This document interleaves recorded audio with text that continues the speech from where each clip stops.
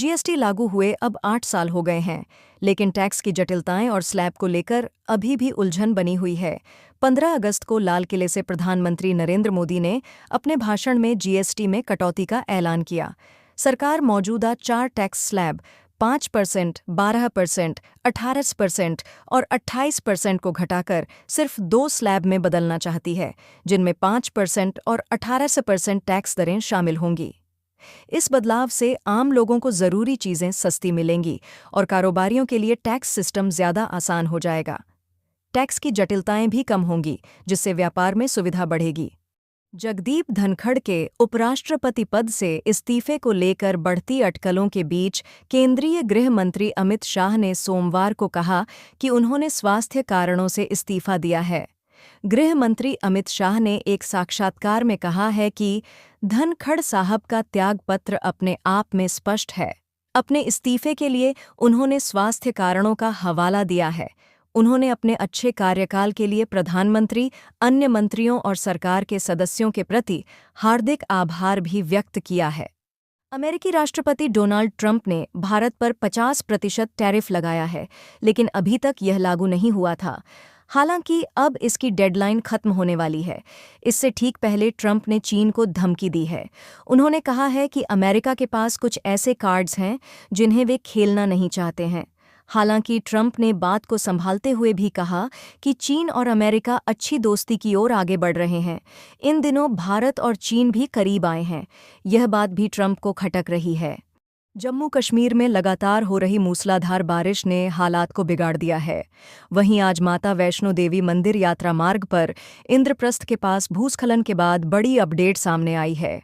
इस दुर्भाग्यपूर्ण घटना में 5 लोगों की मौत हो गई है और 14 अन्य घायल हो गए हैं। इस दौरान बचाव कार्य जारी है। आपको बता दें कि अर्धकुंवारी स्थित इंद्रप्रस्थ भोजनालय के पास भूस्खलन की घटना हुई है। टीम इंडिया के दिग्गज टेस्ट बल्लेबाज चेतेश्वर पुजारा ने हाल ही में इंटरनेशनल क्रिकेट को अलविदा कह दिया। उनके इस बड़े फैसले के बाद अब विराट कोहली ने अपने इस साथी को भविष्य के लिए शुभकामनाएं दी हैं। विराट कोहली ने पुजारा के संन्यास पर एक बेहद ही खास बात कही। उन्होंने इंस्टाग्राम पर अपनी और पुजारा की फोटो पोस्ट कर लिखा कि तुमने मेरा काम आसान किया। आइए आपको बताते हैं विराट ने पुजारा के लिए क्या लिखा और इसकी वजह क्या है। राजस्थान में मगरमच्छ की 20 करोड़ साल पुरानी एक प्रजाति का जीवाश्म मिला। राजस्थान के जैसलमेर में शोधकर्ताओं को मगरमच्छ जैसी एक दुर्लभ प्रजाति का जीवाश्म मिला है। जुरासिक युग की इस प्रजाति को 20 करोड़ साल से भी ज्यादा पुराना बताया जा रहा है। भारत और पाकिस्तान के बीच एशिया कप 2025 में 14 सितंबर को महामुकाबला खेला जा सकता है। भारत और पाकिस्तान को एशिया कप 2025 के एक ही ग्रुप में ओमान और यूएई के साथ रखा गया है। इन टीमों के अलावा इस टूर्नामेंट में श्रीलंका, अफगानिस्तान, बांग्लादेश और हांगकांग की टीम हिस्सा लेने वाली हैं। एशिया कप 2025 के विजेता की भविष्यवाणी करते हुए वसीम अकरम ने कहा कि भारतीय टीम इस टूर्नामेंट की सबसे मजबूत टीम है और एशिया कप 2025 की विजेता बन सकती है। ड्रीम 11 ने एशिया कप से पहले भारतीय क्रिकेट टीम से नाता तोड़ा। भारतीय क्रिकेट कंट्रोल बोर्ड (बीसीसीआई) और ड्रीम 11 के बीच चला आ रहा जर्सी स्पॉन्सरशिप करार अब खत्म हो गया है।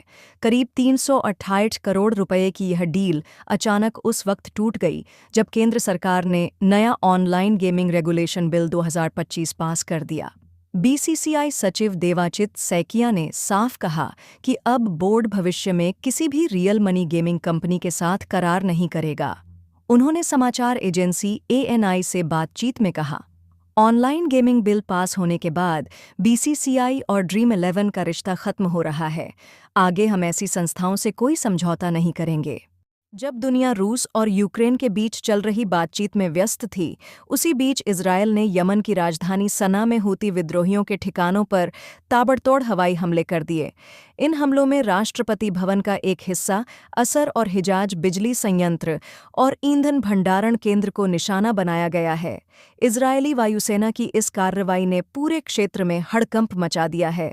स्थानीय लोगों ने बताया कि धमाके इतने जोरदार थे कि घरों की खिड़कियां टूट गईं और आसपास की इमारतें हिल गईं।